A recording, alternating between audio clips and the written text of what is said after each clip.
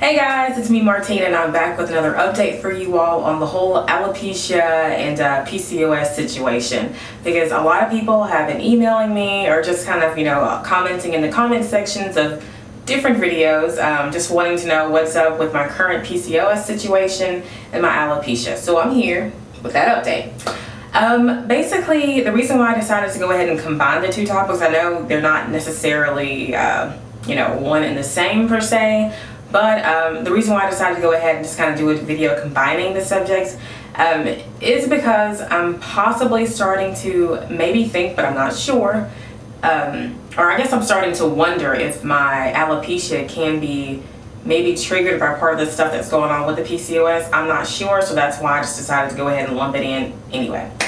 And you'll see later on in the video what I'm talking about. But anywho, let's go ahead and get to the update. Alright, first I'm going to start with talking about what's been going on with the whole alopecia thing. And if you're not familiar with my alopecia, basically click this link right here and watch the video about when I first discovered it and what the doctor said and blah blah blah. There's pretty much the background story on that in this video. Okay, and also if you haven't seen the PCOS video, click here to see that one and just get some background information on the situation and what's going on and blah blah blah blah blah. Yeah, so back to the whole alopecia thing. If you've been following my journey, you know that I found two I guess bald patches or alopecia patches.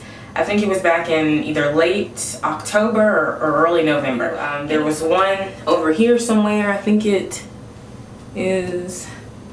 And obviously they're getting better because it's getting harder to find them, so that's a good thing.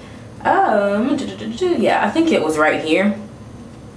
Let's see. Yeah, it was right here. It probably still is a little bald there, but not exactly the way it was before, or else it would be easier to find. So yeah, right about, yeah, in there somewhere. And then there was one dead smack in the middle right here. And well, first let me go ahead and give you an update on those spots. As you can see, I have some little hair. Yay! So it's growing in, y'all. As you can see, I don't know if you can see that, but see, little hair, it's growing. And then I have this little spot right here, and it's so funny because I didn't even realize they were sort of growing in until I put these braids in back the first week of January. I think like January 3rd. And that's when I started to notice that the spots were filling in. Well, actually, I would say more so like a week after I put the braids in, because once the hair started to kind of get a little frizzy, I started to notice these little fur balls like in the middle of my head. And at first I had no clue. You can see that little fur sticking up. I had no clue what that was. I was like, well, I just put these braids in last week. They shouldn't be getting like, messy already. And then it dawned on me that basically these little furry hairs sticking up were from my little bald spot. See, it's growing in. So I would say that's probably maybe half an inch to an inch of hair, I would say. Yeah, so I mean, if I look at it, I mean, it's definitely filling in there. Pretty much not looking like a bald spot anymore, but more so kind of like a little short hair growing in. So yeah, that's kind of cool, kind of interesting. Yeah, now here's to the depressing part of the video, which is kind of, I don't know why I'm, yeah. The depressing part of the video, basically when I was putting these braids in, first week of January, I discovered a new bald patch. Yes, a new one. And basically, for some reason, and see, I don't know, it started to freak me out because if you, like, all the bald patches are like lined up in the crown of my head, and that's really, I don't know what that's about, but I would think if you're losing hair, it would be kind of more random, not like in a pattern. But here's the third bald spot that I just found a few weeks ago. Right there. I mean, and when I say bald, I mean it is like spit shine, smooth as a baby's bottom. I mean, it's weird. It there's no hair, none at all, and it seems to be a little bigger than my other bald spots were, and a little more bald than the other bald spots were. At least with these, it seemed like there were like one or two little stray hairs like in the middle or something, but this one, I mean, completely smooth. And it kind of has like a reddish tone. I don't know if the camera can pick it up, but in real life it's basically like red, almost like it's irritated. That's how the other ones were too though. Doesn't itch or anything like that. It's not flaking. It just looks like a little slightly irritated looking red patch of bald skin. So once I found that patch, I decided that it was definitely time to go back to the doctor to try to figure out what's going on. Now, mind you, right now it's kind of a confusing situation because I'm going to 3 doctors. I have a dermatologist, and he's the one who's been giving me the steroid shots in these 2 spots, which I've had those twice, and I guess that helped the hair grow back. That, and he gave me some Protopic cream. And then I have a male gynecologist who's really good, one of the best in our city. He's been doing it forever. He actually delivered my little brother, so he's good at what he does. He saved my mom's life during a surgery one time, so he's good. And then I'm going to a female gynecologist. She's actually my normal doctor, but she's also a gynecologist as well, so that's why I'm going to her, because I'm more familiar with her.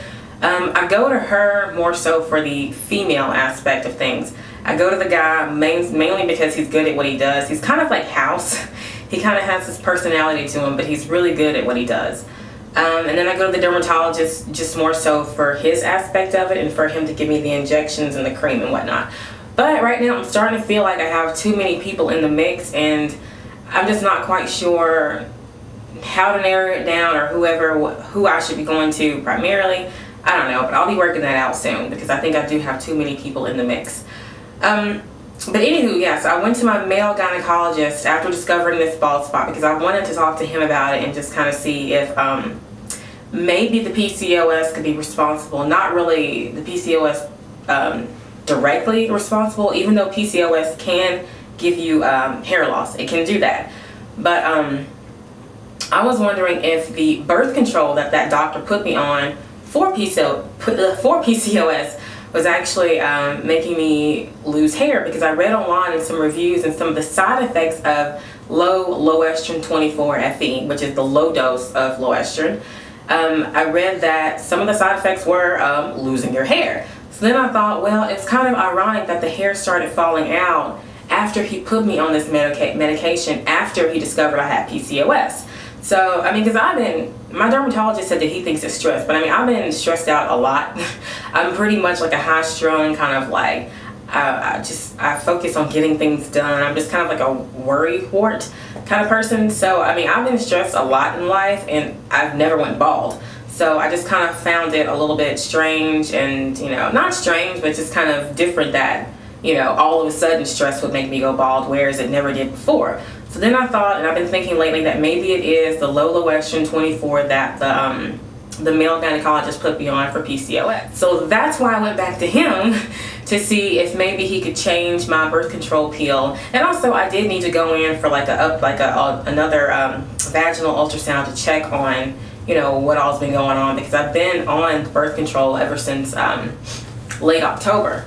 So it was about time to go in anyway for a checkup to kind of see how the cysts were doing and just kind of check on my ovaries and see how everything was doing. So yeah, so I went in for an appointment with him. This is kind of going into the whole PCOS update now. So I went in for an appointment with him. We did his ultrasound tech, did the vaginal ultrasound.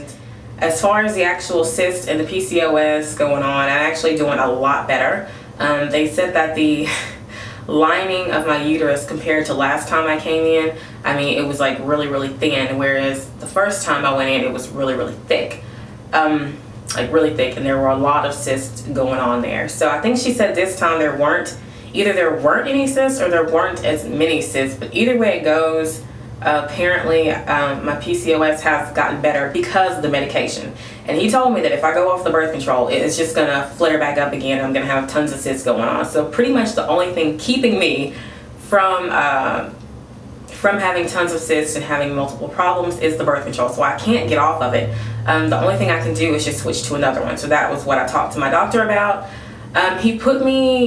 I actually requested that he put me on the original low estrogen, which is just plain low estrogen 24-FE, not the low estrogen, but just the regular low estrogen. Because I took that right after I got married, and I didn't really have any negative side effects or anything. The only thing that happened was I just couldn't lose weight, and I got really juicy, like very juicy and juicy. Not necessarily fat, but just kind of had that bloated look all over, and I just could not lose weight on it. I mean, I was running, working out, whatever, couldn't lose any weight. And so I stopped taking it before, and then I lost tons of weight. And that's why I never really wanted to get back on the pill until I pretty much had to for the whole PCOS situation. But anywho, back on track here. So ultrasound came out fine. I'm not clear on whether or not I have any cysts right now, because from what it sounded like I'm at least doing better for sure. That's what they told me. He changed my birth control. I'm going to start it after I finish this current pack, and I'll give y'all an update on that. So yeah, I'm going to try taking that. I'm going to see if that could be the reason why I have been getting these bald spots. So yeah, that was pretty much my long, lengthy PCOS/alopecia update. And I'll keep y'all posted on this new little bald spot. I mean, part of me is kind of thinking, if the birth control doesn't work, I need to go to my general doctor and see, like, I don't know what other kind of illnesses could produce a bald spot. If y'all know of any, let me know. But I am kind of a worry wart, so maybe you should not let me know, because then I'll be thinking I have these random, like, illnesses and stuff. I don't know. But anyway, if the birth control doesn't work, then I will go to her and see what she suggests, and maybe see what this could be. I don't know. It's really kind of weird, because I've never lost any hair before, so it's kind of strange. Other than that, that is pretty much it. So yeah, I know you're thinking, if you have alopecia, perhaps you should not have your hair braided, but these braids are pretty loose, so I made them, you know, really loose actually, so that I'm not having any tension on my scalp, and it's not really hurting the little alopecia spots or anything, so don't have to worry about that. But yeah, that's about it for the update, guys. Sorry for the rambling. If you have any questions, comments, suggestions, let me know in the comment section below. And so thank you all for watching. As always, feel free to check out my blog, www.verykinkygirl.com. Hope to see you there. Take care. Bye.